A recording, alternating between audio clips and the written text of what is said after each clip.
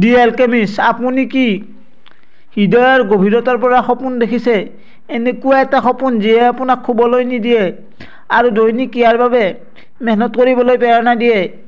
আজিৰ কাহিনী হ'ল দি এলকেমিষ্টৰ ঠিক এনে এটা সপোনৰ বিষয়ে এইখন কিতাপে কথা পাতে।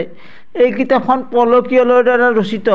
ই কেৱল কাহিনীয়ে নহয়, জীৱনৰ এটা অংশ। আহক আমি ইয়াক জানিবলৈ লওঁ। এই কাহিনীভাগে আমাক কি শিকায়? দি এলকেমিষ্টৰ কাহিনী হ'ল ছেণ্টিয়াগো নামৰ এজন ভেড়াৰখীয়াৰ। ছেণ্টিয়াগোৱে প্ৰতিদিনে ভেড়াবোৰৰ সৈতে ঘূৰে, কিন্তু তাৰ হৃদয়ত এটা সপোন আছে, মিছৰৰ মৰুভূমিত লুকাই থকা খাজনা বিচাৰি যোৱাৰ। ভাবকচোন, আপুনি এনে এটা সপোন আছে, কোনো সফল ব্যৱসায়ী হোৱাৰ। বৰ্তমান আপুনি ছেণ্টিয়াগোৰ দৰে আপোনাৰো এটা সপোন আছে। ইয়াৰ আৰম্ভণি কৰিবলৈ আপুনি প্ৰথমে পদক্ষেপ ল'ব লাগিব। যিদৰে কাহিনীটোত ছেণ্টিয়াগোৱে শিকে যে সঁচা হৃদয়ৰ পৰা কিবা এটা বিচাৰিলে বিশ্ব ব্ৰহ্মাণ্ডই তাক পাবৰ কাৰণে আপোনাক সহায় কৰে।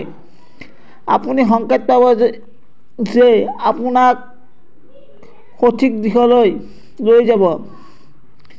ছেণ্টিয়াগোৱে নিজৰ যাত্ৰাপথত বহু বাধাৰ সন্মুখীন হৈছিল।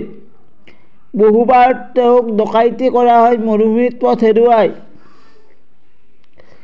বহুবাৰ পৰাজয় স্বীকাৰ কৰিবলৈ মন যায়। কাহিনীৰ শেষত ছেণ্টিয়াগো বুজি পায় যে আচল খাজনা বাহিৰত নহয়, তাৰ ভিতৰত আছিল। তাৰ অনুভৱ, শিক্ষা আৰু আত্মবিশ্বাসেই তাৰ আচল খাজনা আছিল। দ্য এলকেমিষ্টে আমাক শিকায় যে আমি আমাৰ